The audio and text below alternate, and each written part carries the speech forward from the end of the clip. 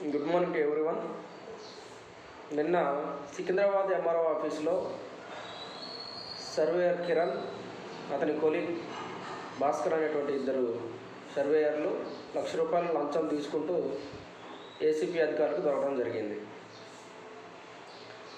ఇక్కడ ఇది కామన్గా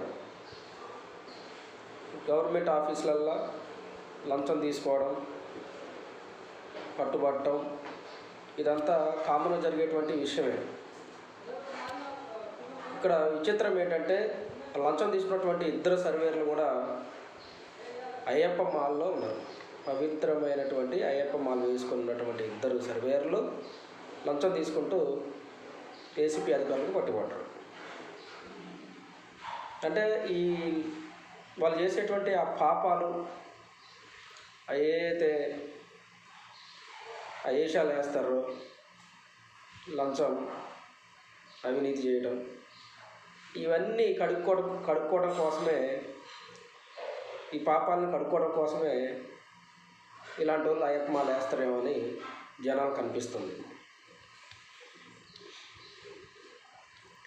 పవిత్రమైనటువంటి అయ్యప్ప మాల వేసినప్పుడు కనీసం ఆ 41 రోజులన్నా పద్ధతిగా ఉండాలనేటువంటి సోయి లేకుండా ఉన్నారు వాళ్ళిద్దరు. దేవుడు నిజంగా వాళ్ళని క్షమిస్తాడా? వాళ్ళిద్దరికి నిజంగా మోక్షం వస్తుందా? కనీసం ఏమాత్రం సోయి లేకుండా ఇద్దరు అయ్యప్ప మాలలో ఉన్నారు. మళ్ళీ ఇలాంటి వాళ్ళు ఎందుకు అయ్యప్ప మాల వేస్తారో, ఎందుకు ఆ మాలకున్నటువంటి విలువ, ప్రత్యేకత వేరు. వీళ్ళకే ఉండాలి ఆ సోయి. జనాలు గ్రహించాలి.